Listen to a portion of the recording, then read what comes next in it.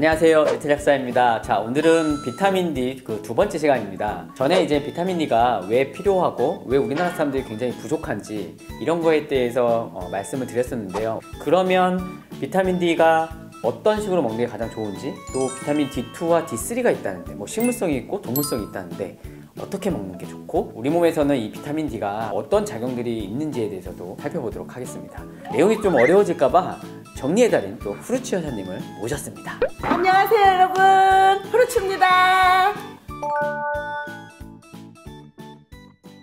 우리 비타민 D 합성하면 이 먹는 거, 음식으로 먹는 거 사람들이 좋다고 생각을 많이 하시잖아요, 그쵸? 음식으로 먹으라면 먹을 수 있겠지만 뭐 어느 정도 먹어야 비타민 D를 먹을 수 있겠어요? 보충이 되겠어요? 그쵸. 이제 음식으로 사실 채울 수 있지 않을까 이러면서 이제 비타민 D가 많은 음식들을 찾아요. 근데 아쉽게도 천하이유의 비타민 D를 먹이려고 하면 계란 노른자는 40개, 엄청나죠? 우유는 250ml 10잔, 연어 3마리, 연어 이만한 거, 연어 머리 백곰이야? 연어 3마리 어떻게 먹어요? 사실 이렇게 먹는 거 거의 다 불가능하겠죠. 먹는다고 하더라도 다른 포화지방산이나 콜레스테롤 등 여러 가지 부작용을 또 일으킬 수가 있습니다. 비타민 D를 사실 따로 섭취하는 게 오히려 음식으로 먹는 것보다 나을 수가 있거든요. 시중에 제품 찾아보면요, 천연 비타민 D를 먹어라?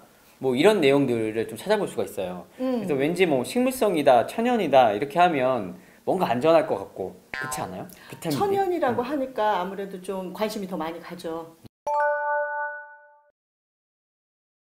우리가 천연 비타민이라고 얘기하는 거는 보통 D2형을 얘기하고요. 네. 일반적으로는 또 D3형이 따로 있거든요. 네. 이 D2와 D3를 일단은 차이가 뭔지 알아야 되니까 그거부터 한번 짚고 넘어가겠습니다. 네, D2와 D3의 차이. 네, 시작해 주세요. 진행하는 거야? 자, 일단 비타민 D2와 D3의 차이인데, D2는 에르고카시페롤이라는 성분, 보통 효모나 버섯류에 들어가 있는 비타민 D 형태입니다. 비타민 D3는 콜레칼시페롤이라고 부르고요. 우리가 이제 햇볕을 쬐면 몸속에 생겨나는 비타민 D의 형태, 이렇게 생각하시면 돼요. 양털의 라놀린이라는 기름 성분으로 추출해서 만들어진다고 보시면 되고요. 그래서 비타민 D2는 식물성, 비타민 D3는 동물성, 이렇게 부릅니다. 흔히 천연이라고 둔갑해서 그럴듯하게 이야기하는 이 D2형인데요. 근데 천연이라고 하는 지금 말씀하신 뭐 효모나 버섯, 곰팡이라는 그 D2형이 우리가 생각했을 때는 버섯 이런 거 먹으면 좋을 것 같지만, 의외로 내용을 살펴보게 되면은 D3가 저희한테 더 좋다고 말씀을 하시려고 하는 거죠? 그렇죠. 그래서 제가 두 가지를 비교한 자료를 들고 들어왔습니다. 중요한 것은 D2와 D3는 생체 이용률에 극명한 차이를 보인다는 거예요. 동일하게 먹었을 때 혈중 비타민 D 농도 차이는 거의 4배에서 5배. 그러니까 D2와 D3를 동일하게 먹었을 때 그렇죠. 얘기하시는 거죠? 그러니까 D3가 훨씬 더 높다라는 거죠. 현재는 사실 전 세계적으로도 가장 많이 권해드리는 형태가 비타민 D3 형태, 콜레칼시페롤이라는 형태입니다. 그런데도 불구하고 자꾸 이제 천연이라고 하면서 효모나 버섯으로 만들어졌다고, 아까 그 D2 형태의 비타민을 권유하는 것은 옳다고는 또 볼 수 없겠네요. 그렇죠. 근데 가끔 이 효모나 버섯으로 만들었다고 하는데 D3 형태라는 거야. D2라고 하셨는데. 이게 무슨 마법이지? 버섯을 추출했는데 D3가 나온다? 이거는 제가 생각해보면 효모나 버섯 같은 것들을 배양하면서 그 안에다 D3를 첨가해서 같이 추출한 거죠. 그렇게 아니고서는 이해가 저는 되지 않는 소리인 것 같아요. 어쨌든 결론적으로 말씀하시는 거는 비타민 D3를 복용하는 게 좋겠다, 이렇게 말씀하시는. D3가 아니라 D3.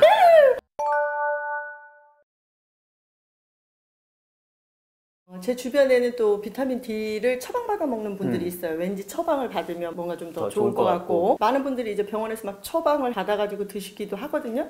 많은 분들이 병원에서 이 처방해주는 비타민 D가 있다고 하면서 이렇게 드시는 분들, 바로 이제 본키 같은 제품들. 본키. 네네. 이 성분은 칼시트리올이라는 성분이거든요. 완전히 활성형으로 여러 단계를 거쳐 바뀐 형태, 그러니까 활성형 형태입니다.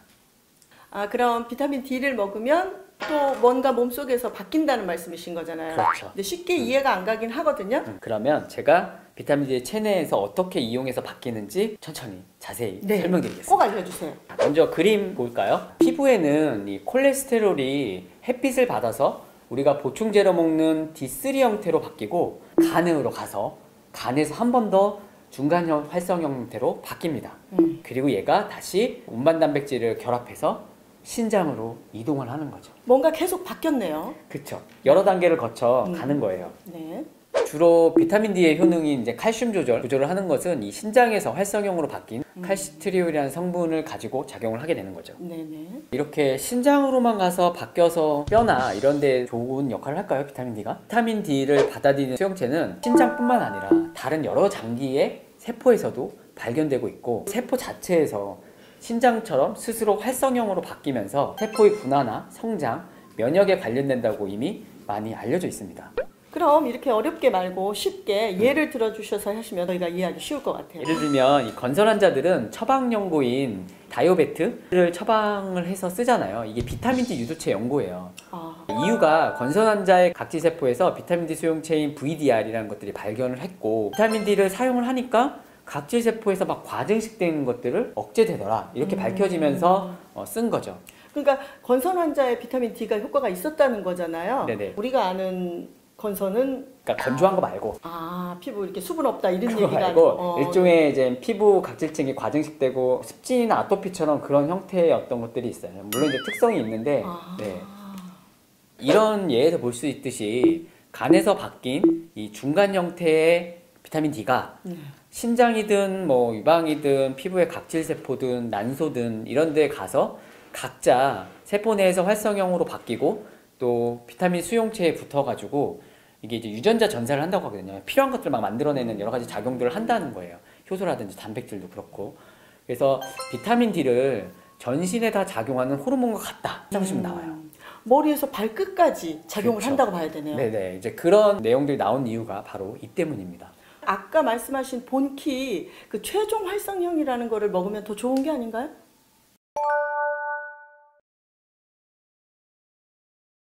혈액 중에는 99.95%가 간에서 바뀐 중간 활성형 비타민 D, 이게 대부분이고, 활성형 형태는 0.05%뿐이 안 됩니다. 또한 혈중에서 세포로 비타민 D를 수송하는 단백질이 있거든요. 이 역시도 활성형보다는 중간 활성형이 더 친화력이 훨씬 높습니다.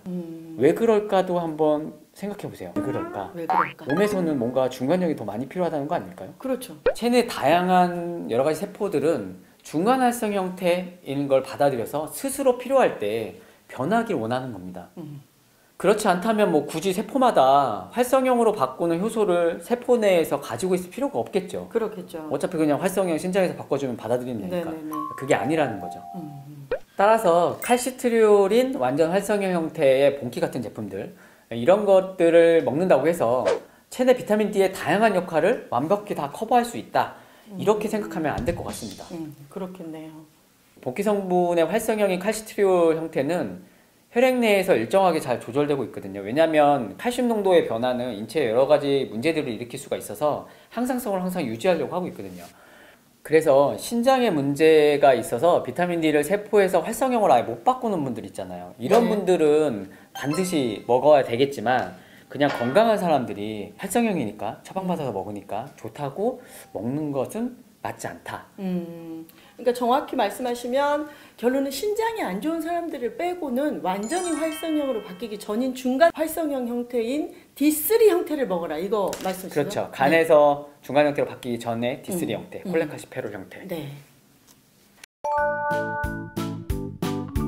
자, 결론은 D3를 먹어라. 그리고 비타민 D가 어떻게 지금 대사하는 몸의 과정들이 있는지도 봤죠. 네. 좀 어려우시더라도 천천히 보시면 어떤 비타민 D 형태를 먹어야 되는지 이해가 되셨을 거라 생각합니다. 자, 다음 시간에는 이제 본격적으로 비타민 D 효능 되게 많이 알려져 있거든요. 이거에 대해서 각각 알아보는 시간을 갖도록 하겠습니다. 알겠습니다. 여러분 지루해하지 마시고 다음 시간에 봬요. 다음 시간에 뵙겠습니다.